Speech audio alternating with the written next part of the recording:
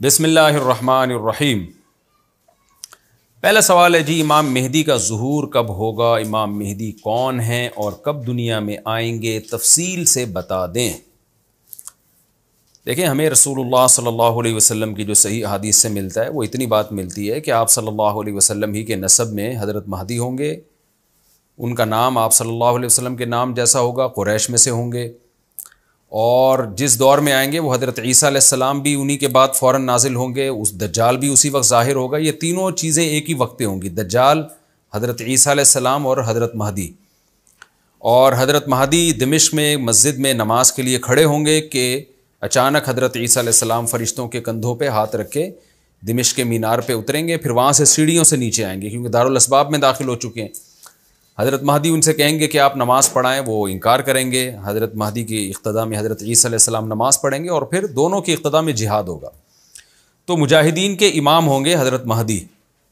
اتنی بات ہمیں معلوم ہوتی ہے، چند باتیں اور ہیں روایات میں جو ملتی ہیں۔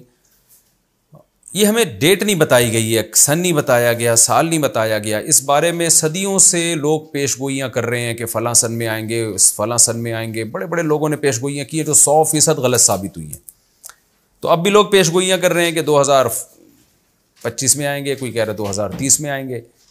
تو گورنمنٹ کی طرف سے کوئی پابندی نہیں ہے، کوئی بھی کچھ بھی کہہ سکتا ہے۔ نبی صلی اللہ علیہ وسلم نے اس کو مبہم رکھا ہے، صحابہ نے مبہم رکھا، نہ صحابہ نے نبی سے تاریخ پوچھی، نہ مہینہ پوچھا، اور نہ نبی نے بتایا۔ اور ایسی چیزوں میں اسلام اس کو مجمل ہی رکھتا ہے، کیونکہ وہ مہینہ آتا اور اس مہینے میں کوئی بھی اٹھ کے مہدی کا دعویٰ کر دیتا تو کنفیوژن پیدا ہو جاتی نا۔ اس لیے ہمیں اس پر مبہم ایمان ضروری ہے، مجمل ایمان ضروری ہے۔ مبہم تو نہیں کہیں گے، مجمل کا مطلب تفصیل ہمیں معلوم نہیں ہے، بس ہمیں پتہ ہے کہ ایک وقت آنے والا ہے قرب قیامت میں کہ حدیث میں آتا ہے خراسان سے ایک لشکر اٹھے گا اور اللہ اس کو فتح عطا فرمائیں گے۔ حدیث میں آتا ہے کہ مجاہدین لڑیں گے اور اتنی بڑی جنگ ہوگی کہ آپ صلی اللہ علیہ وسلم نے فرمایا کہ 1/3 مجاہدین اس میں جو لڑنے والے ہوں گے وہ شہید ہو جائیں گے، جو اس وقت کے سب سے افضل ترین شہداء ہوں گے، اور 1/3 مجاہدین وہ ہوں گے جو لڑائی کی شدت اور سختی کی وجہ سے میدان چھوڑ کے بھاگ جائیں گے۔ یہ وہ لوگ ہوں گے جن کی اللہ کبھی بھی توبہ قبول نہیں کرے گا، اور 1/3 ہوں گے جن کو اللہ دنیا پہ غلبہ عطا کرے گا، کفر پہ غلبہ عطا کرے گا۔ تو یہ اس وقت پھر حضرت مہدی کی قیادت میں جہاد ہوگا اور پوری دنیا میں امن قائم ہو جائے گا۔ حضرت عیسیٰ ابن مریم بھی اسی وقت نازل ہوں گے، دجال کو قتل کریں گے، اور ایک اور دفعہ، یعنی ایک دفعہ تو اسلام دنیا میں غالب آ چکا ہے، تو ایک اور دفعہ اسلام حضرت مہدی حضرت عیسیٰ ابن مریم کے ذریعے پوری دنیا میں غالب آ جائے گا، اور ہر طرف خیر ہی خیر ہوگی۔ جزیے کا نظام ختم ہو جائے گا اور اللہ تعالیٰ اپنی برکتوں کو کھول دے گا، آسمان کی برکتیں، خوب بارشیں برسیں گی۔ ایک روایت میں آتا ہے، ترمذی کی روایت ہے، اتنے بڑے بڑے انار پیدا ہوں گے کہ اس کے چھلکے کو لوگ سائبان کے طور پہ استعمال کریں گے۔ ایک انگور کا دانہ کئی لوگ نچوڑ کے پئیں گے، یعنی برکتیں اللہ کی طرف سے ایسی کھل جائیں گی، تو پوری دنیا میں امن ہوگا۔ تو یہ جو نبی صلی اللہ علیہ وسلم کی جو بعثت تھی نا، آپ صلی اللہ علیہ وسلم کی، وہ کیا تھی؟ قرآن میں آتا ہے لِيُظْهِرَهُ عَلَى الدِّينِ كُلِّهِ۔ آپ صلی اللہ علیہ وسلم کو دنیا میں اس لیے بھیجا گیا تاکہ آپ دین کو پوری دنیا میں غالب کر دیں۔